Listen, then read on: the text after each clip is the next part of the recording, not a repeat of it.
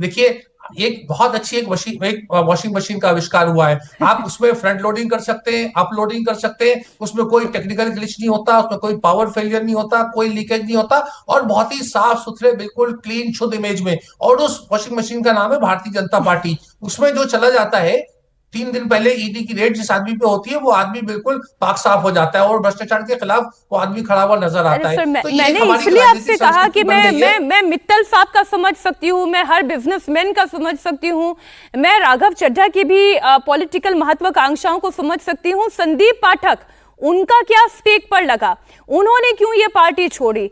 वो तो कभी पिक्चर में आए ही नहीं, कभी सुर्खियां बटोरने की कोशिश नहीं की, फिर भी उन्होंने पार्टी से किनारा किया, तो कोई तो कारण रहा होगा। मैं अनंत जी, 1 मिनट आप मुझे दीजिएगा, मैं आऊंगी आपके पास। लेकिन अमिताभ जी, बार बार ये जो चर्चा चल रही है, और कांग्रेस के भी कुछ नेता हैं पंजाब के, ये कह रहे हैं कि अब मैं तो ये मांग करता हूं कि भगवंत मान सरकार को अपना विश्वास मत साबित करना होगा, उन्हें अपनी मेजॉरिटी साबित करनी होगी। क्या ऐसी सिचुएशन भी है पंजाब में?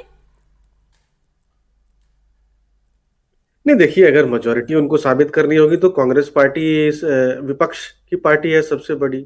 नो कॉन्फिडेंस मोशन एक ले आए और वहां दूध का दूध और पानी का पानी हो जाएगा। सी देखिए, बात साफ है कि चुनाव है 10 महीने में।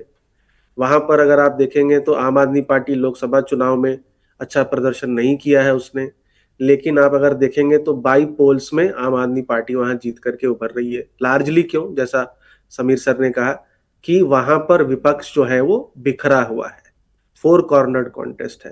कांग्रेस, अकाली दल, बीजेपी और एक अकाली दल का भी फैक्शन है जो लोकसभा सीटें 1 या 2 जीतने में कामयाब हुआ था। तो जब तक विपक्ष इकट्ठा नहीं होता है, यानी अकाली दल और भाजपा का एक अलायंस, और ये जो 7 लोग एमपीज जुड़ करके आए हैं, तब तक या अगले कुछ दिनों में, जब तक आप आदमी पार्टी के लेजिस्लेटिव पार्टी में कोई ऐसा विस्फोट नहीं होता, तब तक मुझे लग रहा है कि कोई भी भविष्यवाणी करना जो है वो उतना आसान नहीं रहेगा, क्योंकि अभी जी। उनके पास एक मास्टर बचा हुआ है, जो है महिलाओं को जो प्रॉमिस किया था 1,000 रुपए देने का, वो मुझे लग रहा है अब वो शुरू करने वाली है वो सरकार। और हमने देखा है कि जहां भी जिस भी सरकार ने ये वादा पूरा किया है, वो सरकार ज्यादातर चुन करके वापिस आई है। तो इंडेक्स जी। ऑफ अपोजिशन यूनिटी वहां पर बहुत कमजोर है, और जब और तक उसके बीजेपी का ऊपर वोट शेयर ही मैं देख रही हूँ 6.6% के साथ, मात्र 2 सीट है। 73 पर चुनाव लड़ने वाली बीजेपी 2 सीट पर है। लेकिन बात परसेप्शन की है, जो थोड़ी देर पहले अनंत जी कह रहे थे। अनंत जी, एक क्विक कमेंट आप पंजाब पर देना चाहें, फिर मैं यूपी की बात छेड़ूंगी।